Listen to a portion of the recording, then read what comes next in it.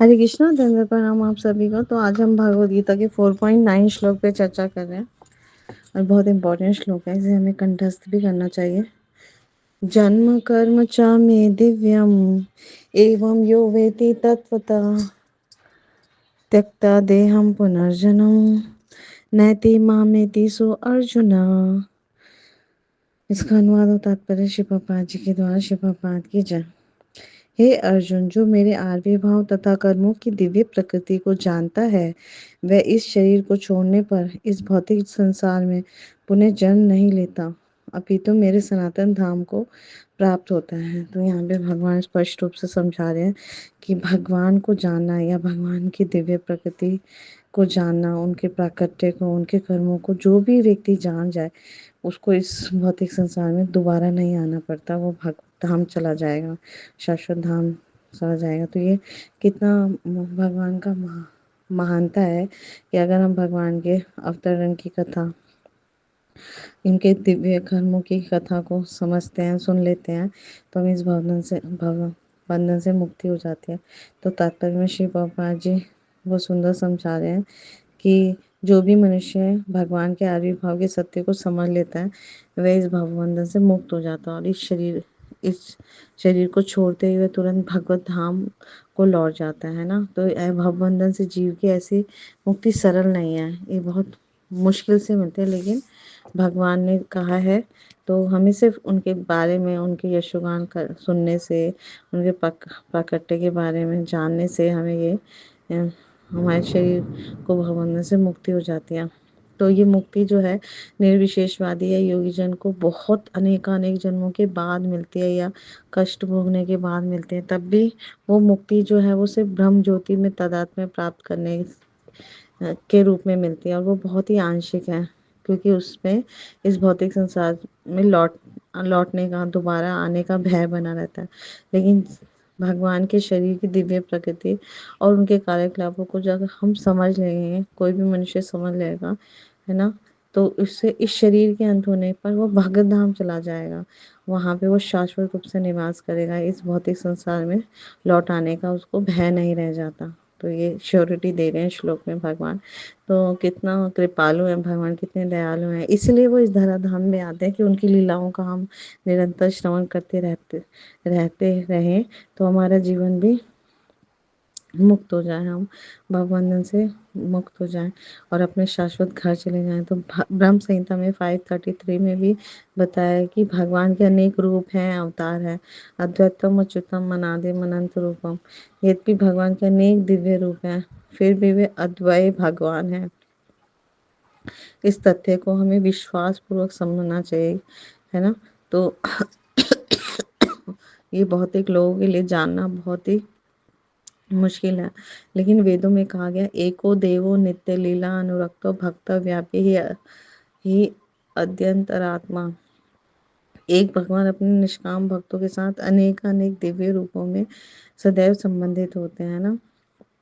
तो जो इस सत्य को वेद और भगवान के प्रमाण के आधार पर स्वीकार करता है, तो समय गवाता नहीं है, वो चरम सिद्धि को प्राप्त कर लेगा, है ना, मुक्ति लाभ प्राप्त कर लेगा जिसमें, है ना, भगवान कृष्ण को ही परब्रह्म के रूप में वो जानता है और समझता है कि आप वही परब्रह्म शिव भगवान है, तो निश्चित रूप से वो भगवत प्राप्ति कर लेगा। तो ये कैसे मिलेगा उसे? भगवान की दिव्य संगति उसे मिलती है भगवत भक्तों का संग करने से, है ना, निरंतर शुद्ध भक्तों के श्रीमुख से सुनने से। तो ऐसा भगवत भक्त जो होता है, श्रद्धालु भक्त होता है, वो सिद्धि को प्राप्त कर लेता है और शिव भगवान को जान लेने से मनुष्य जन्म मृत्यु के इस मुक्ति की पूर्ण अवस्था को प्राप्त कर लेता है। इसको ऐसी सिद्धि प्राप्त करने का कोई और मार्ग नहीं है। श्वेता शुत्तर उपनिषद में बताया गया, कोई और मार्ग, कोई और विकल्प है ही नहीं, है ना। तो जो भी भगवान को श्री कृष्ण के रूप में नहीं मानता, वो तमोगुणी है, वो मधुपात्र को बाहर से ही चाट कर वो कर लेता है, स्वीकार कर लेता है और उससे उसे मधु का स्वाद भी नहीं पता चल पाता। तो ऐसे शुष्क दार्शनिक होते हैं, जो इस भौतिक जगत में आते हैं और वो भगवान श्री कृष्ण को भगवान नहीं मानते। तो ऐसे अभिमानी जो होते हैं वो अ, उनके ऊपर अगर उनके ऊपर अगर किसी भगवत भक्ति हेतु की कृपा हुई तभी उन्हें समझ आएगा, है ना। इसलिए हर मनुष्य को चाहिए कि श्रद्धा और ज्ञान के साथ कृष्ण भावना अमृत का अनुशीलन करें और सिद्धि प्राप्त करने का यही उपाय दिया गया है। तो इस कलयुग में अगर हम जन्मे हैं तो जब हम हरे कृष्णा कृष्णा कृष्णा हरे हरे, हरे राम राम राम हरे हरे भगवान के पवित्र नामों का जप करते हैं, कीर्तन करते हैं, तो इससे हमारा हृदय जो है चित्त इतना शुद्ध हो जाएगा, है ना, कि हम समझ पाएंगे भगवान के इस सुंदर वक्तव्य को। हम पे पूर्ण श्रद्धा होगी और फिर निरंतर नित्य हम भगवान के पवित्र नामों रूप गुण लीला में, है ना, अधिक से अधिक श्रवण करेंगे, कीर्तन करेंगे और इस जीवन के अंत में भव्य धाम में चले जाएंगे। तो यदि इस भौतिक दुखमय संसार से अगर छुटकारा हमें प्राप्त करना है, दोबारा प्रेम आनंदमयी शाश्वत गोलोक धाम को पुनः प्राप्त करना है, तो इस श्लोक के अनुसार हमें 3 बातों का गंभीरता पूर्वक और श्रद्धा पूर्वक समझना होगा। नंबर 1 है भगवान श्री कृष्ण के जन्म का ज्ञान। नंबर 2 भगवान श्री कृष्ण के कर्म लीला की दिव्यता का ज्ञान। नंबर 3 भगवान श्री कृष्ण की भगवत्ता का तत्वता ज्ञान। तो नंबर 1 हम समझेंगे भगवान श्री कृष्ण का जन्म या प्राकट्य। तो भगवान श्री कृष्ण का प्राकट्य साधारण मनुष्य की तरह माता पिता के संयोग से नहीं होता। साधारण मनुष्य अपने कर्मों के अनुसार, है ना, उसका जन्म कर्म या माया के दबाव से कर्मों के अच्छे बुरे फल भुगतने के लिए होता है। जन्म तो शरीर लेता है, आत्मा नहीं लेती, है ना, परंतु भगवान श्री कृष्ण का स्वरूप सच्चिदानंद विग्रह है, अर्थात उनकी आत्मा और शरीर में कोई भी भेद नहीं है, इसलिए उनका जन्म नहीं होता। वे ना जन्म लेते हैं, वे अवतरित होते हैं। भगवान का प्राकट्य होता है, यानी भगवान अपने धाम से अपने सशरीर अपनी स्वेच्छा से सच्चिदानंद विग्रह के रूप में अवतरित होते हैं। उनका जन्म एक लीला है। तो लीला का अर्थ है स्वयं आनंद देना और अपने भक्तों को आनंद करवाना। तो आनंद करवाना जैसे वसुदेव देवकी को जैसे भक्तों को, तो भगवान अपने पार्षदों को, अपने नित्य सिद्ध परिकरों को, अपने भक्तों को, शुद्ध भक्तों को आनंद के लिए इस धराधाम में प्रकट होते हैं और अलग अलग रसों में सबको अलग अलग आनंद प्रदान करते हैं। और सभी ब्रज ब्रज में रहने वाले या पूरे पृथ्वी पे रहने वाले अनेक अनेक भक्त उनकी लीलाओं से आनंदित होते हैं। सेकंड है भगवान श्री कृष्ण के कर्म। तो भगवान श्री कृष्ण कभी भी कोई अनुचित कार्य नहीं करते, है ना। एक राज्य जैसे अपने राज्य में कभी कुछ अनुचित कार्य नहीं कर सकता, वह राज्य के नियमों के परे होता है, उसी तरह भगवान श्री कृष्ण भौतिक कर्मों से परे हैं, है ना। उनके ऊपर कर्मों के नियम लागू नहीं होते हैं, ना ही प्रकृति के नियम उन पे लागू होते हैं। श्री विश्वनाथ चक्रवर्ती ठाकुर भी कहते हैं, कर्तुम अकर्तुम अन्यथा कर्तुम समर्था स ईश्वरा। इसका मीनिंग है जो जो कुछ भी कर सकने हैं और कुछ भी नहीं करने हैं और उल्टा कर देने में सक्षम है वही ईश्वर है। दूसरे शब्दों में ना तो उनके लिए कर्मों के नियम है, ना ही उन्हें कर्मों का दोष लगता है। जैसे एक देश का राजा वहाँ के नियमों से बद्ध नहीं होता, अपितु समस्त नियम उसी के द्वारा निर्मित होते हैं। तो वे नियम राज्य की जनता के लिए होते हैं, राजा के लिए नहीं होते। राजा चाहे तो नियमों को बदल सकता है या उन्हें तोड़ सकता है, उस पर कोई नियम लागू नहीं होते। उसी प्रकार भगवान श्री कृष्ण पर कर्मों के नियम व सिद्धांत लागू नहीं होते। श्री ईशोपनिषद श्लोक संख्या 8 में भगवान श्री कृष्ण को अपाप विद्धम कहा गया है, अर्थात श्री कृष्ण कर्म फलों द्वारा बद्ध नहीं है, चाहे वे किसी को मारे अथवा उसे जीवन प्रदान करें। चाहे जो कार्य करें, कर्म बंधन उन्हें बद्ध नहीं कर सकते। तो श्रीमद् भगवद गीता में भी हम आगे पढ़ेंगे 4.14 श्लोक।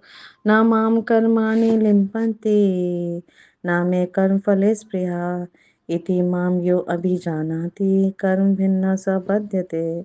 मुझ पर किसी कर्म का प्रभाव नहीं पड़ता, ना ही मैं कर्म फल की कामना करता हूँ। जो मेरे संबंध में इस सत्य को जानता है वह भी कर्मों के फल के पाश में नहीं बनता।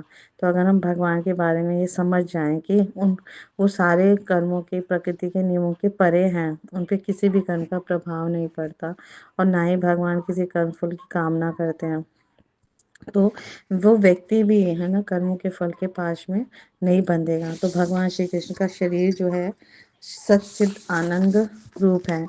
यद्यपि वे सामान्य व्यक्ति नहीं है, किंतु मूर्ख लोग जो है उनका उपहास करते हैं और उन्हें मनुष्य मानते हैं। वे सोचते हैं कि जो कृष्ण है वो एक साधारण मनुष्य है जो मथुरा के कारागार में उत्पन्न हुए और एक शिकारी के तीर मारे जाने पर देह त्याग किया।